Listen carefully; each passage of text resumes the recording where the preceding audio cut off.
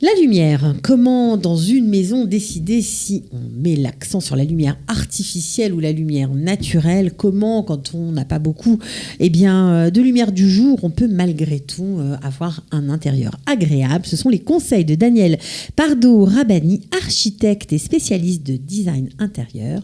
C'est parti. Israël, comment ça marche?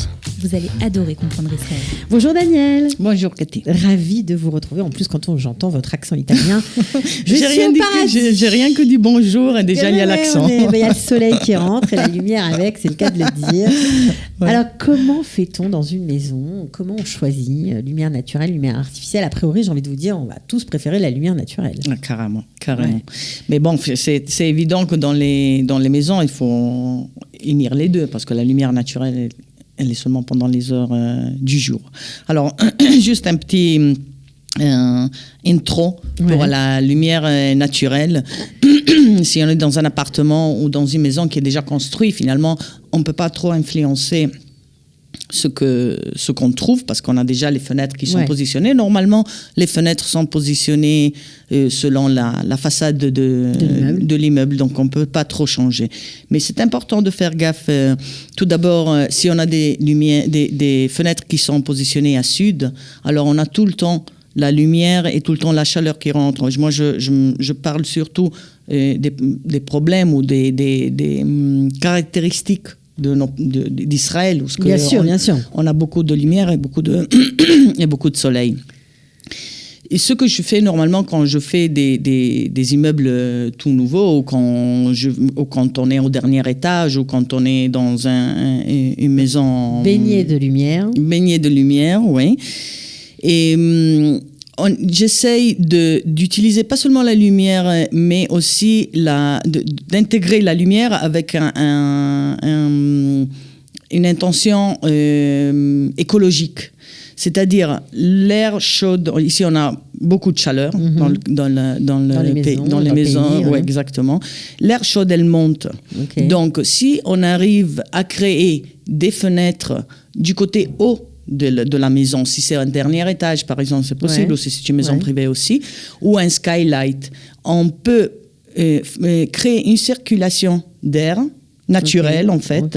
Donc l'air chaud, elle monte, elle sort par les fenêtres qui sont en haut. Et donc l'air fraîche rentre d'en bas et on crée une circulation très naturelle qui est écologique et c'est vraiment plus agréable. On n'est pas obligé de mettre le masgan. Exactement. 24. En plus, les fenêtres qui sont positionnées du côté haut, c'est pas toute la maison.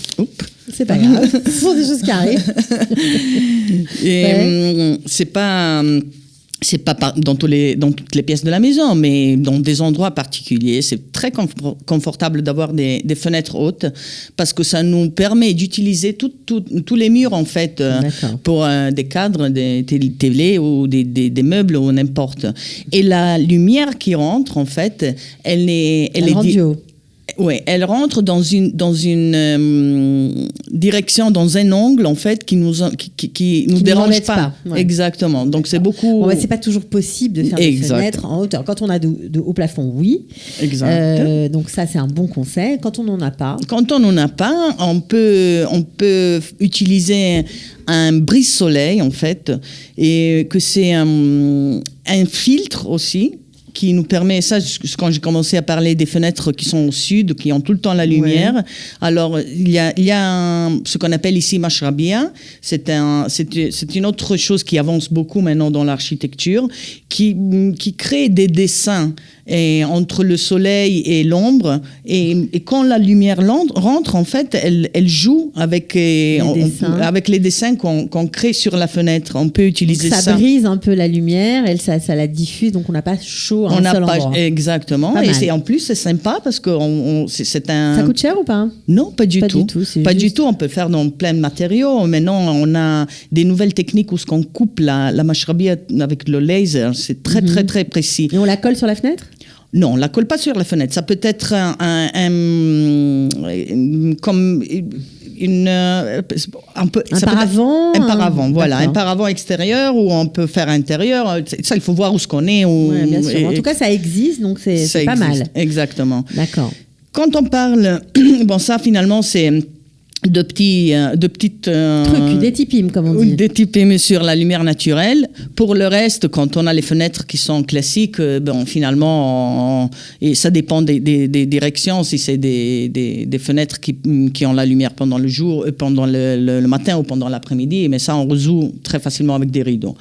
Et la lumière artificielle. Ouais. Et Donc là, c'est plutôt quand on. Soit parce que la maison est sombre, alors auquel cas. C'est dommage. ou le soir aussi, ou le soir. on a tout le temps quand même besoin de bien positionner. Alors, il y a des endroits où la position des lumières artificielles est très importante. Ah. Et Alors, pour tous ceux qui sont en plein travaux, écoutez bien Daniel Pardo-Rabbani. Alors, disons, un endroit, c'est la cuisine. Et un endroit, c'est la salle de bain. Que c'est deux endroits où finalement, c'est les il faut que ce soit patrons très éclairé. Pas seulement, mais La position. La position de la lumière est importante. Je parle, disons, maintenant de la cuisine. Moi, je suis en train de travailler à la cuisine. Si j'ai l'éclairage qui est positionné derrière moi, je fais ombre avec mon corps où ce que je travaille. Et c'est vraiment gênant parce que j'arrive pas vraiment à voir. Alors, comment fait-on ? Alors, il y a aujourd'hui, et nous, les architectes, on aime beaucoup ces nouvelles lumières. C'est des passes LED, c'est des LED très très fins. Ils sont 1 centimètre de profondeur et de largeur.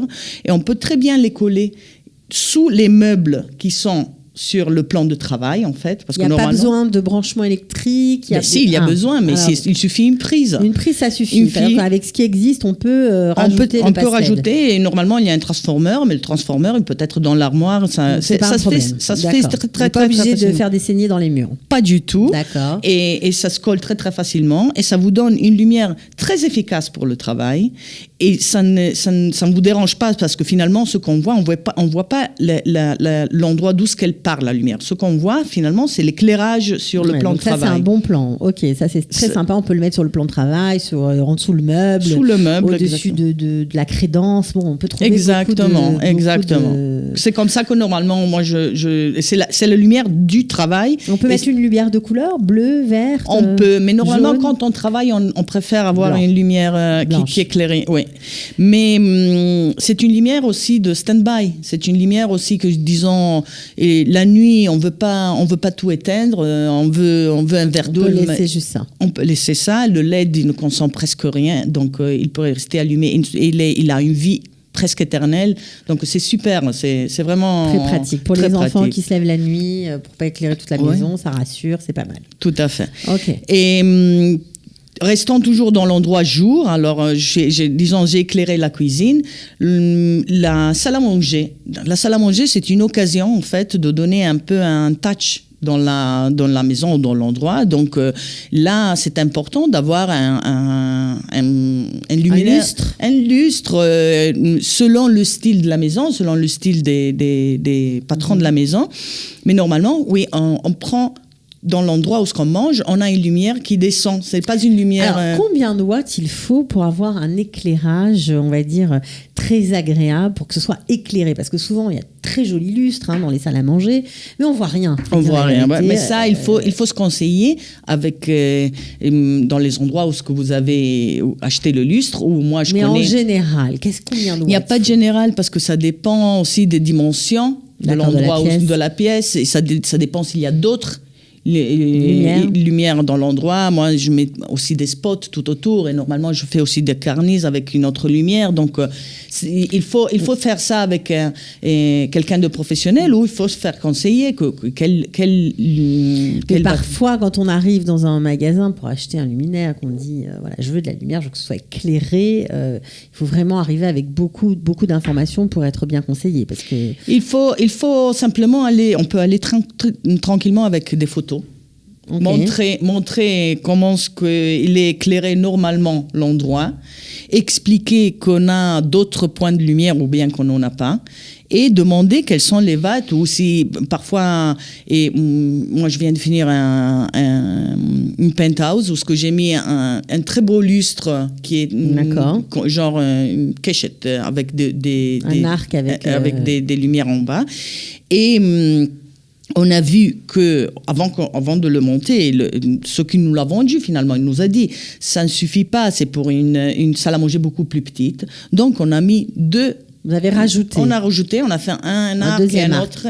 Oui, exactement. Et donc on peut rajouter, on peut modifier, on peut, si on a un coup de cœur sur un luminaire, on peut demander au magasin de changer le pas forcément le changer, on peut les mettre en couple, en trois. On peut se conseiller avec eux. Il faut jouer et il faut surtout vérifier avec le technique, le mec qui nous vend. Moi, je connais aussi des gens qui construisent les lumières, donc ils peuvent nous donner des informations. Est-ce que vous avez allé, parce que je vous ai sous la main, un type où on peut acheter, où il y a tellement de magasins aujourd'hui, il y a tellement d'endroits. Est-ce qu'il y a des endroits plus ou moins... Il y en a de tous les goûts et de tous les budgets. Et disons qu'à Talpiot, il y a beaucoup de choses. On peut aller, par exemple, pour ceux qui habitent Jérusalem, à la Talpiot sans crainte. On n'est pas obligé d'aller à Tel Aviv, à mais non, mais pas du tout. Non. Sur ça, sûrement pas. À Talpiot, il y a un endroit qui s'appelle Carasso, qui est quand même un peu cher, mais il a des très belles choses. Et jusqu'à Marsane Kheshmal, ils ont des trucs... Il faut chercher. Il faut chercher, il y a un Shoplight, il y en a plein, il y en a vraiment plein. Et finalement, même dans les luminaires, comme dans la céramique ou dans les autres finishings, ils se ressemblent beaucoup parce qu'il y a des tendances, donc les gens les suivent. D'accord. Donc, la salle à manger, il faudrait quelque chose qui descend aussi parce que c'est bien d'illuminer ce qui est sur la table. D'accord. Donc, les gens aiment regarder, voir ce qu'ils mangent. Le salon, c'est indifférent. On peut choisir quelque chose de pendant ou quelque chose qui reflète sur le plafond. Et dernièrement, on aime beaucoup faire une lumière qui reflète, en fait, qu'on voit pas on voit pas l'ampoule, on voit pas la source de la lumière, mais on voit l'éclairage avec le blanc des murs ou le blanc du plafond, en fait, qui remet et qui fait une atmosphère générale de lumière et pas forcément comme ça. Et la salle de bain, j'avais dit aussi que c'est très important. Alors des LED pour la salle de bain ? Des LED partout en fait finalement, mais le passe LED comme ça tout fin, oui, pour la salle, dans la salle de bain, c'est ça aussi, ça donne un résultat incroyable avec un minimum d'effort. Parce que, surtout pour nous, les femmes, quand on se maquille, mais même les hommes, quand ils font la barbe, on a besoin d'un bon éclairage sur le visage. Le LED, c'est une bonne solution. Le LED, ça coûte pas cher et c'est pratique à mettre. Exactement. Et on peut le mettre tout autour du miroir, derrière le miroir. Ouais. Donc, l'éclairage, finalement, viendra vers le visage sans nous déranger, sans nous créer nous éblouir. Nous éblouir. Voilà. D'accord. Alors, je crois qu'on a fait un petit tour intéressant, en tout cas, pour ce qui concerne la lumière. Merci beaucoup. Merci. Daniel Pardo-Rabani. On vous retrouve pour un autre petit type d'été. À bientôt. Ciao. Merci. Ciao. Israël, comment ça marche ? Vous allez adorer comprendre Israël.